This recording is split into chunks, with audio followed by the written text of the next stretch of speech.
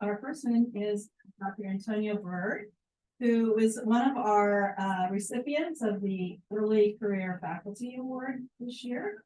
And he is going to give us a summary of what he's been doing for his research. And it was on supporting, it was to support, the award was to support conference travel to receive feedback on a book manuscript on Black computer programming. So it'll be very interesting. Thank you for having me. Yeah, my name is Antonio Byrd, and I am in the English department. This is my 4th year. So going up for tenure and promotion in May of 2024. So not so early faculty anymore, I guess. Yeah, so first I do just want to say, first I want to say thank you to the College Emeritus Board for this reward. It was a great way to really support my book project based on my dissertation that I've been working on, I would say roughly since 2021, and it's been making fantastic progress so far. And that will be the main focus for my talk, is how this has really supported the book project. I'll talk a little bit more about what the project is, and then kind of get you a sense of some of the feedback that I've gotten about the book so far. So first, for me, my program of research is really focused on legacies of liberation and how they carry forward into digital technology, specifically thinking about how Black people use digital media in order to fight against racism, but also seek liberation as well. And my main focus is really on Black adults and how they learn and use computer programming. In this case, for me, computer programming counts as a type of writing or a type of literacy with a symbol system that communicates both to people and to computers at the same time. So the name of my book is The Literacy Pivot: How Black Adults Learn Computer Programming in a Racist World. And just a little bit of context, a computer code boot camp, it's kind of like a fast track training in web design or web development. Sometimes a computer code boot camp will train people in other types of technologies, such as thinking about data security or thinking about how you can do writing for the web. This computer code boot camp that I went to is really focused on how can you use coding literacy or computer programming to intervene in the consequences of racism. So how can we help low-income Black people get jobs that will ensure that they have some social mobility, that they get more money because there's a need for more software developers. All right, thanks. So in this book, for this book, I did a 1-year ethnographic study of Black adults at a computer code boot camp called Clearwater Academy. And my main focus was really thinking about how do these computer code boot camps really achieve their goals that they have for Black adults? What are they actually doing with computer programming after they graduate from this program? So what I did during my research was a combination of interviews and participant observation with about 13 or 14 Black adults over the course of 2 different semesters. I was interested in learning their desires and motivations for current coding literacy, how Black adults work in a computer code boot camp. And then finally, I was interested in knowing how does the addition of coding literacy to their human capital kind of changes their relationship with labor and the economy. So as I was starting to think more about this book and I was writing it, I realized that there's a lot here about labor, economy, and human capital that should really be the focus of the analysis. So I have 2 findings from this research. The first one is that Black adults create a variety of knowledge, practices, and frameworks for navigating a computer code boot camp and really the work of software development in general. That was something that was really present in the interviews and observations that I did. The second part is really dealing with what happens after they graduate. And so while the promise that Black adults can use computer coding for social mobility ultimately didn't deliver for them, not a lot of people went on to do internships. Most of them tried to find other types of work. So they weren't really able to use computer programming in the way that they had hoped they would. but they did learn other bits of knowledge, like how to solve problems.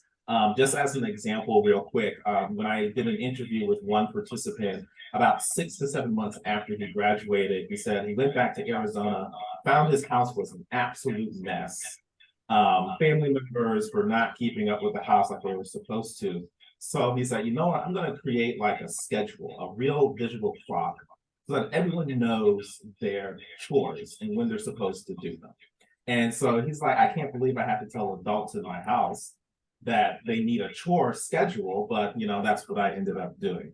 So that kind of fulfills their individual desire. So they may not be connected to doing coding in the software industry, but they're really pleased with finding other ways and other avenues in order to really fulfill what they wanted.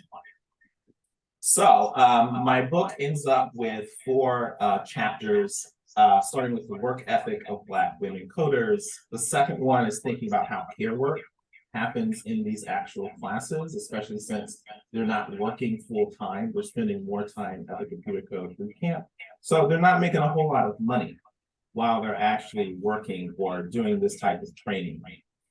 Chapter 3 is about coding Black functions for white software programs.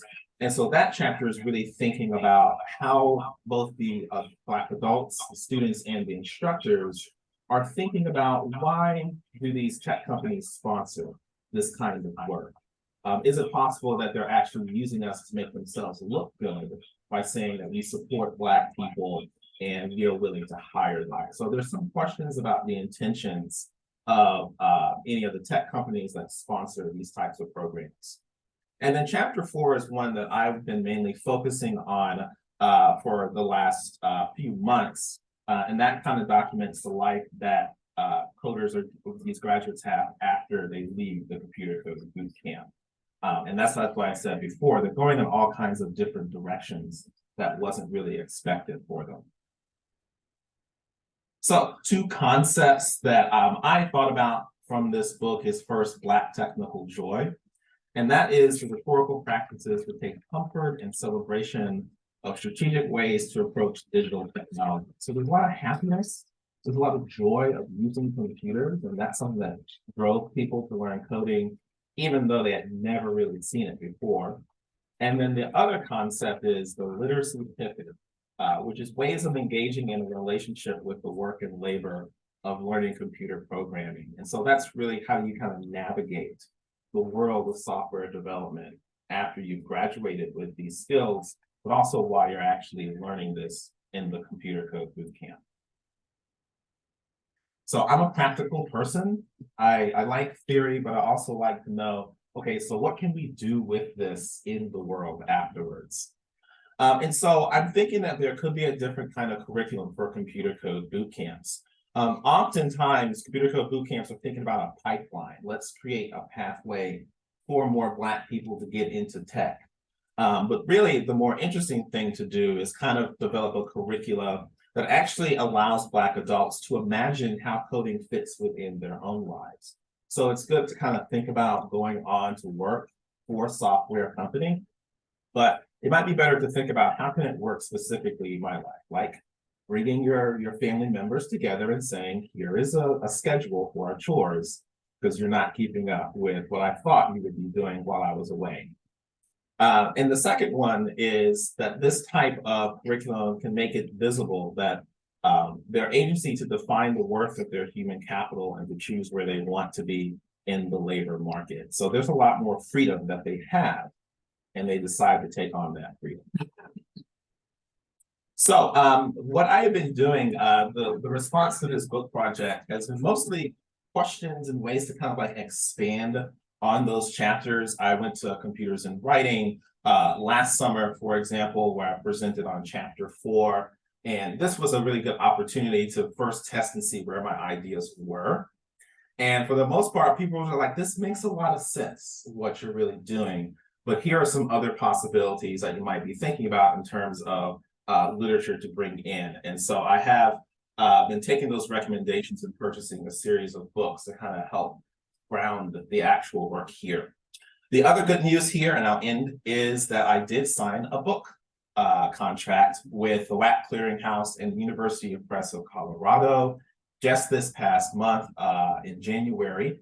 And that is set to be turned in sometime in 2024. And I believe that is the slide that I have. Were there any opportunities for a longer term or longitudinal study?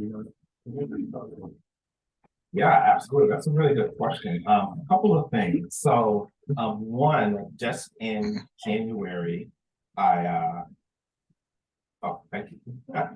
Just in January, I did have an opportunity to follow up with one participant. I had not seen him in 5 years. So we had a 2 to 3 hour interview in January about everything that's happened to him over the last 5 years since he graduated.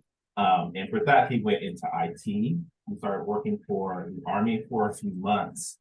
And while he was in the Army, he started to study for different certifications. And now he's interested in I don't think so. certification for Colorado, where he does his training there now. So that's just one example. I